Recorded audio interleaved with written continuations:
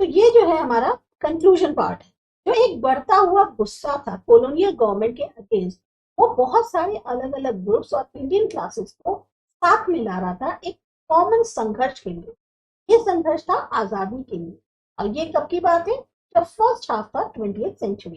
कांग्रेस उस टाइम पे महात्मा गांधी की लीडरशिप में थी और इन्होंने जो है लोगों की जो दुख थे, परेशानियां थी, उनको चैनलाइज करने की कोशिश करी, मूवमेंट्स ऑर्गेनाइज करके इंडिपेंडेंस की। ऐसे मूवमेंट्स की मदद से नेशनलिस्ट जो थे उन्होंने जो है एक नेशनल यूनिटी को बनाने की कोशिश की।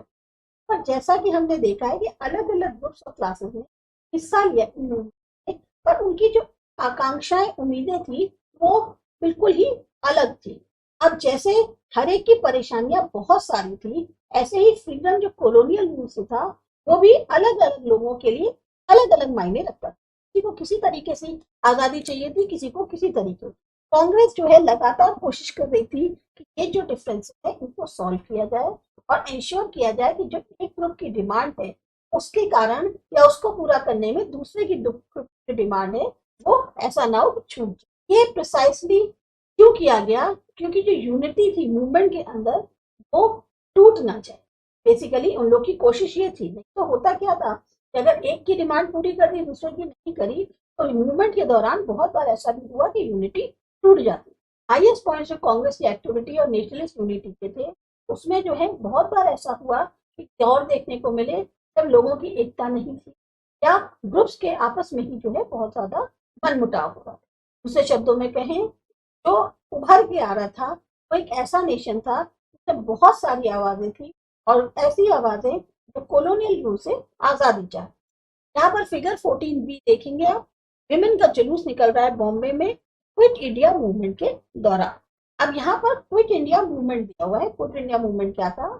क्रिप्स मिशन के फेलियर के कारण और जो वर्ल्ड वॉर 2 था उसके असर से बहुत ज्यादा असंतोष फैल गया इंडिया। गांधी जी ने ऐसे में लॉन्च किया एक मूवमेंट ताकि जो ब्रिटिशर्स हैं अब उनको पूरी तरह से विड्रॉ कर दिया जाए इंडिया। कांग्रेस वर्किंग कमेटी अपनी जो मीटिंग थी वार्धा में 14 जुलाई 1942 में, उसने जो है एक historic quit India resolution pass किया जिसमें उन्होंने डिमांड किया कि फॉरन जो पावर है वो इंडियंस को दे दी जाए और आप इंडिया छोड़ दो। 8 अगस्त 1942 को बॉम्बे में ऑल इंडिया कांग्रेस कमेटी जो है ने इस रेजोल्यूशन को एंडोर्स किया और फिर जो है एक नॉन वायलेंट मास स्ट्रगल बहुत बड़े स्केल पे पूरी कंट्री में करने की कोशिश की। इसी ओकेजन पे गांधी जी ने जो है डिलीवर किया था एक अपनी स्पीच में, डू और डाई, करो या मरो। ये जो कॉल था क्विट इंडिया का, इसने पूरी की पूरी जो स्टेट मशीनरी थी उसको खड़ा कर दिया बड़े बड़े कंट्रीज में कि लोग जो है अपने आप को इस मूवमेंट में खुद अपनी इच्छा से ऐड करना चाह रहे। लोगों ने हड़तालें करी, डिमॉन्स्ट्रेशंस किए, जुलूस निकाले, इसके अलावा नेशनल सॉन्ग्स गाए जा रहे थे, स्लोगन्स निकल रहे थे। मूवमेंट जो है वो एक बहुत बड़ा मास मूवमेंट था। हजारों की संख्या में ऑर्डिनरी लोग, जजमेंट, स्टूडेंट्स, वर्कर्स, पीजेंट्स सब शामिल। साथ ही साथ इसमें एक्टिव पार्टिसिपेशन देखने को मिला लीडर्स का, खासतौर से जैसे जयप्रकाश नारायण, अरुणा आसिफ अली, राम मनोहर लोहिया और बहुत सारी विमेन भी थी जैसे मातांगिनी हजरा बंगाल की, कनक लता बरुआ असम की, रमा देवी ओडिशा की।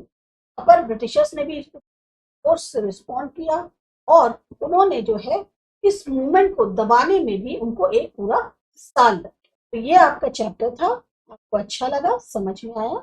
सब्सक्राइब करिए आस्था एजुकेशन।